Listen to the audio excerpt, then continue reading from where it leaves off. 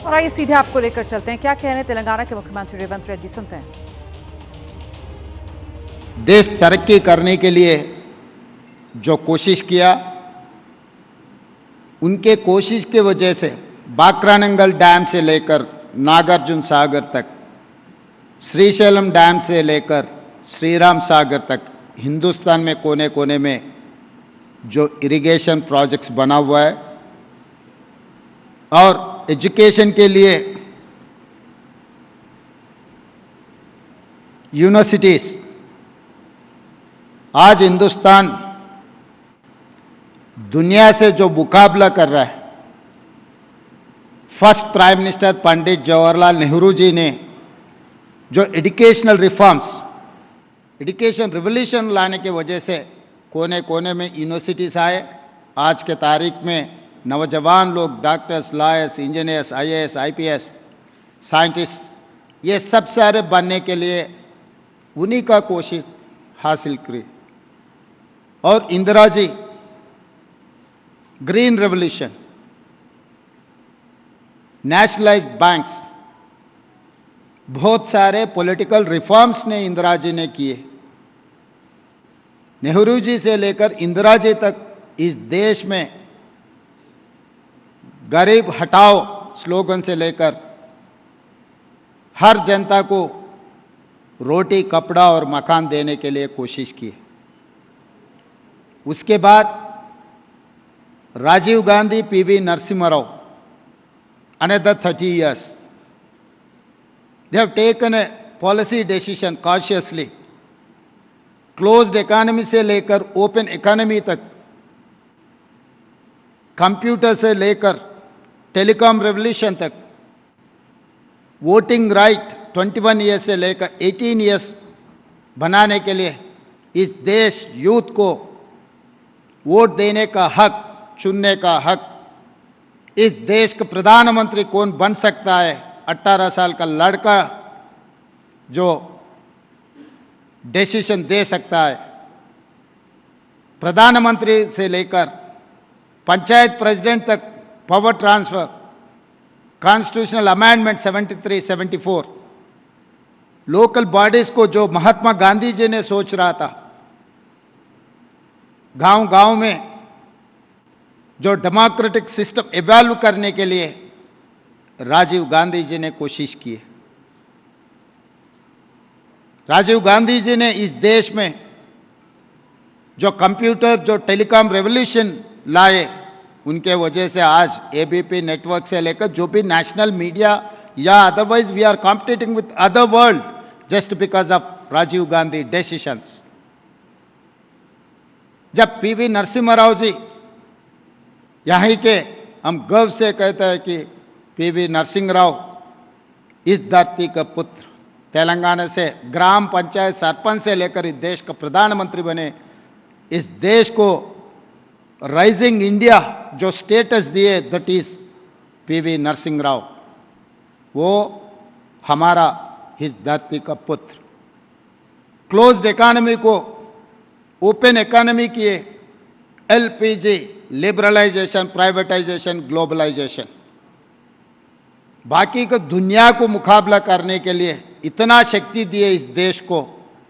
PV Narasimha Rao ने liberalisation policy ले आकर इस देश को तरक्की करने के लिए बहुत कोशिश की है। उन्हीं ने इस देश को एक इंटेलेक्चुअल फाइनेंस मिनिस्टर को इंट्रोड्यूस किए, श्री मनमोहन सिंह जी। वही फाइनेंस मिनिस्टर इस देश का प्रधानमंत्री बनकर सोनिया जी के नेतृत्व में इस देश को आगे ले जाने के लिए कोशिश किए। जब राजीव जी से लेकर पीवी नरसिम्हा राव तक और 3 मुद्दा कांग्रेस पार्टी ने ले लिए, बिजली, सड़क, पानी, जो पंडित जवाहरलाल नेहरू जी से लेकर इंदिरा जी तक जो कदम उठाए, रोटी, कपड़ा और मकान। Second generation of leaders mister Rajiv Gandhi and PV Narasimha Rao ने ये कदम उठाए, बिजली, सड़क और पानी। Another 30 years almost, they have driven like anything इस देश को आगे ले जाने के लिए बिजली के बारे में गांव-गांव में कोने कोने पे आदिवासियों के इलाका में बिजली ले जाकर इंडस्ट्रियल रेवोल्यूशन ले आने के लिए ये बिजली, सड़क और पानी का जो कदम उठाए Rajiv Gandhi ji and PV Narasimha Rao ji. Another 30 years, we are midway of 30 years, third round of 30 years. Manmohan Singh ji, Shrimati Sonia Gandhi ji ने ये कदम उठाए, health, education and employment.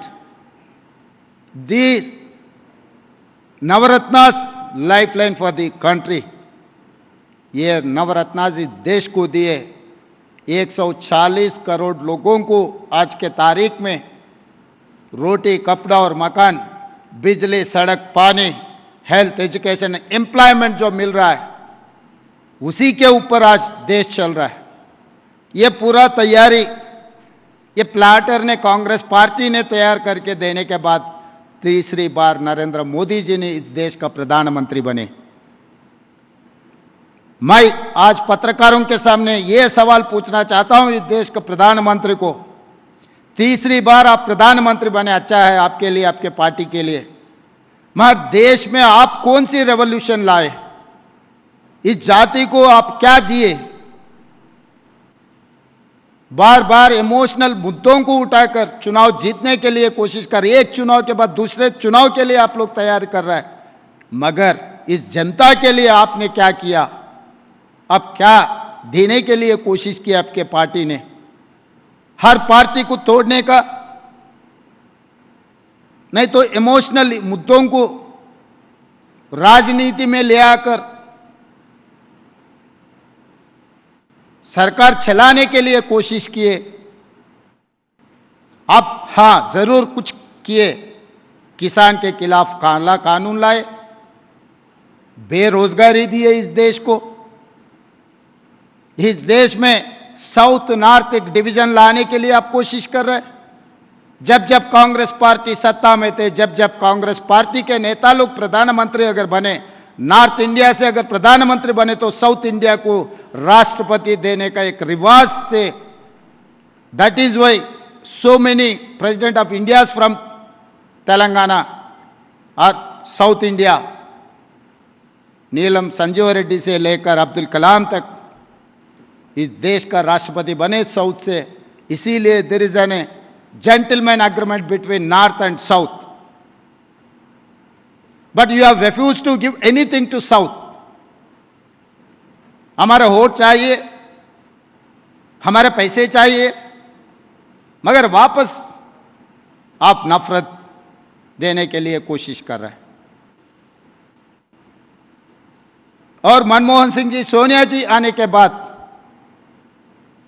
Health, education, employment के साथ right to education act, right to information act, food security, NREGA, बहुत सारे रेवोल्यूशन डिसीजंस सोनिया जी के नेतृत्व में मनमोहन सिंह जी की सरकार ने, यूपीए 1, यूपीए 2 ने ये सब सारे इस देश को दिया हुआ है. 15 साल में नरेंद्र मोदी जी इस देश को क्या दिया? आज इस देश का युवता सोचना है. Media management, digital management, WhatsApp university, ये सब सारे देश के लिए क्या काम के? कुछ अच्छा के लिए अगर आप कुछ कोशिश किए तो ठीक रहेगा, मगर वो कोशिश ही नहीं है. हर बार राजनीति में चुनाव जीतने का एक ही मकसद है उन लोगों का, चुनाव जीतने के बाद अगले चुनाव के लिए तैयारी कर रहे हैं. आप कभी भी देखो, चुनाव होते ही 2 दिन के बाद he has not reviewed anything. He has not reviewed any government policies. He has reviewed another state election or another political things he is doing. तो इसीलिए अभी ये नॉर्थ साउथ के सवाल, delimitation of parliament seats, devaluation of rupee, मैं दो examples देना चाहता हूं। खासकर तेलंगाना से केंद्र सरकार को अगर 1 रुपए हम बेच दिए तो केंद्र सरकार ने 40 पैसे हमको वापस दे रहा है। जहां उत्तर प्रदेश से 1 रुपए केंद्र सरकार को अगर टैक्स में मिले तो 7 रुपए उत्तर प्रदेश को जा रहा है, बिहार को 6 रुपए जा रहा है। Kerala, Karnataka, Telangana, Andhra Pradesh, Puducherry, the entire south is paying much tax than North India. In return हमें क्या मिल रहा है? और दूसरी बात रहा delimitation. Government of India has taken decision to implement family planning. हम जो केंद्र सरकार ने जो पॉलिसी डिसीजन लिए, south part of India has implemented that policy, but government of India is not ready to appreciate south. They wanted to punish South India. Why? Because of Narendra Modi ji is the prime minister of this country, who is representing from north, from Gujarat.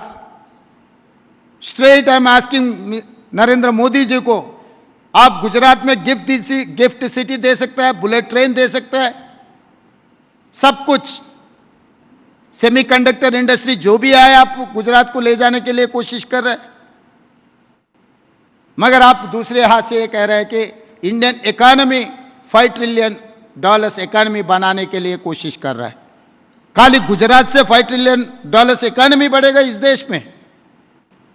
वही America is having 35 crore population, but the American economy is $25 trillion economy, whereas China is $18.5 trillion economy. What about India? Bharat ने $3.5 trillion economy. Population wise we are the biggest country in the world, but economy wise we are lowest of this comparatively US or China. क्योंकि इस देश का कोई भी प्रधानमंत्री बनने के बाद, बनने से पहले आप कई राज्य से रिप्रेजेंट किया होगा, मगर प्रधानमंत्री बनने के बाद आप इंडिया को विजुअलाइज करना, हिंदुस्तान को तरक्की करने के लिए प्रधानमंत्री कोशिश करना है, मदद देना है। अगर सचमुच इस देश के प्रधानमंत्री इस देश को $5 ट्रिलियन इकोनॉमी बढ़ाने के लिए अगर कोशिश करना है तो इस देश में 5 metropolitan cities are there: Delhi, Mumbai, Chennai, Bangalore, Hyderabad. Telangana is having 1 city, metropolitan city. You have developed Sabarmati riverfront in your Ahmedabad, but your people are opposing our Musi river development front. Why? Why you people are making this obstruction? Why? Because we are going to compete with Gujarat. They wanted to finish Telangana and Hyderabad. That is why BJP people are opposing my Musi River Development Front, my future city, my regional ring road, my radial roads, my irrigation projects. Why? Because I am going to compete with Gujarat.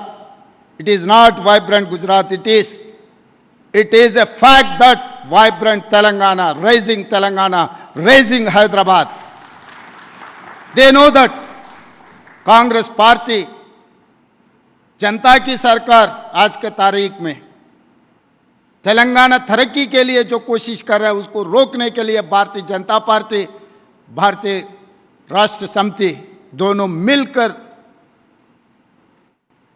Conspiracy से तेलंगाना को रोकने के लिए कोशिश कर रहे हैं। मैं पत्रकार मित्रों से मैं कहना चाहता हूं, पहला दिन बीआरएस कुछ मुद्दा उठाएंगे, दूसरे दिन भारतीय जनता पार्टी के नेता लोग Kishan Reddy ji, Bandi Sanjay ji, being an union cabinet ministers, how come day to day they are opposing government policies? If they have any grievance, I openly said that come and discuss with the Telangana state government. I am there to explain to everything. I have appointed an international consultant for Musi River Development Front and my future city. I wanted to construct a future city. Why? What is the problem? You can construct your gift city. Why can't Telangana? Why can't Revant Reddy cannot build a future city? What is the problem? Why you people are opposing? If you want to oppose everything, then how come India is going to reach 5 trillion economy? How come Narendra Modi dream is going to come true? इसका मतलब जो गुजरात को मुकाबला करने के लिए जो कोशिश करेगा, उनको आप indirectly you are pushing in a corner, which is not correct. I have told everything. When Kanyakumari in Tamil Nadu, Mahatma Gandhi ji ka, it is very similar. Bapu Ghat is here. Musa Isa river front. दो नदियों का संगम से Bapu Ghat is there. I wanted to get Godavari water for Musa and Isa. त्रिवेणी संगमम मैं बनाना चाह रहा हूं, जहां पर बापू घाट है, वहां पर 200 एकड़ में the world best destiny of Gandhi ji ideology मैं कुछ बनाना चाह रहा हूं। आप वल्लभ भाई पटेल जी का स्टैच्यू ऑफ यूनिटी आप बनाए, हम कांग्रेस पार्टी रोकने के लिए कोशिश नहीं किए। हम सरकार में थे, हम काम किए। हम अपोजिशन में थे, आप अच्छा काम किए तो हम मदद किए। We are not destructing force, we are a constructing force. We know how to run the government. We know how to develop the country. We know how to develop, how to build relation between state and central. I'm trying my best to perform. So these people are opposing Bapu Ghat also. Because of you people hate Gandhi ji. जब वल्लभ भाई पटेल जी का आप इतना बड़ा statue बना सकते हैं, वही गांधी जी का स्टैचू तेलंगाना में हम क्यों नहीं बना सकते? हम गांधी जी के वारिस हैं, इसीलिए हम गांधी जी के statue, we wanted to build one of the best destiny in the world. Gandhi ji ideology के लिए कोई देखना है, कोई सुनना है, कोई दर्शन करना है तो बापू घाट इन तेलंगाना हैदराबाद आने के लिए हम लोग कोशिश कर रहे हैं बनाने के लिए। मगर भारतीय जनता पार्टी, भारतीय राष्ट्र समिति दोनों मिलकर यह प्रोजेक्ट रोकने के लिए कोशिश कर रहा है। तो इसीलिए आज एबीपी माध्यम से मैं ये कहना चाहता हूं, don't become an destructing force. It is not good for the country. Why you wanted to finish Telangana? 60 years we have fought for Telangana state. 1200 youngsters have sacrificed their lives for Telangana. इतना आसानी से तेलंगाना राज्य नहीं बना। जैसा महाराष्ट्र से गुजरात बना, इतना आसानी से तेलंगाना नहीं बना। There are hundreds of youths, they have sacrificed their lives. That is how we have got this Telangana state. The youngest state of the India is Telangana. क्यों? हम गुजरात जैसा हम डेवलप नहीं होने। और दूसरी बात, कल्वकुंट्ला चंद्रशेखर राव जी, वो क्लेम करता है फ्रीडम फाइटर, मुझे कोई आबादी नहीं है। वो क्लेम करता है वे are futuristic CM, I don't mind, but why can't as opposition leader you are not performing? आप जमींदार तोड़िए। 10 महीने से फार्म हाउस में रहकर उनके लोगों से तेलंगाना को जितना नुकसान पहुंचाने के लिए कोशिश करना है, पैलेस में बैठकर पैलेस पॉलिटिक्स करने के लिए कोशिश कर रहा है।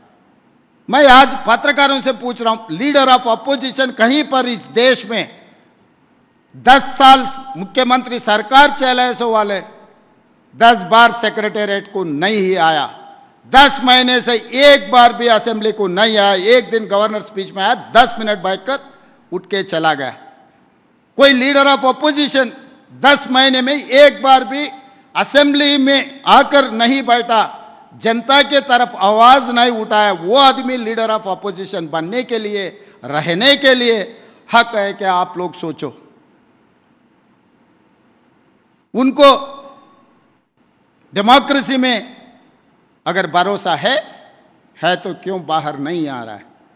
कि उनका सोच है वो जमींदार है, हम लोग गुलाम हैं। गुलाम का दर्शन जब जमींदार चाहिए तो तब देने के लिए सोच रहा है। मगर ये तेलंगाना तो आर्म स्ट्रगल मूवमेंट, आप लोगों को पता है, निजाम सरकार के खिलाफ किसानों ने जो आर्म स्ट्रगल मूवमेंट बनवाया, निजाम सरकार को हटा दिए। उसके बाद लैंड रिफॉर्म्स में नक्सलबरी मूवमेंट आए तेलंगाना में। आज के तारीख में जितना भी नक्सलबरी मूवमेंट को लेफ्ट विंग एक्सट्रीमिस्ट लीड कर रहे, out of 19 central committee members, out of 19 11 are from Telangana who are representing left wing extremist. यहां के जनता लोग किसी नवाब को, किसी सरकार को, किसी जमींदार को ज्यादा दिन बर्दाश्त नहीं करते। इसीलिए आज के तारीख में मैं यहां से, यह मंच से मैं साफ कहना चाहता हूं नरेंद्र मोदी जी से, कल्वकुंट्ला चंद्रशेखर राव जी से, आओ मिलो। हम सरकार से चुनकर आए, सो हम ऐसे वैसे आके कुर्सी में नहीं बैठे। जनता की आवाज सुनकर, जनता मैंडेट दिए तो हम लोग सरकार बनाए, जनता की सरकार बनाए हम लोग।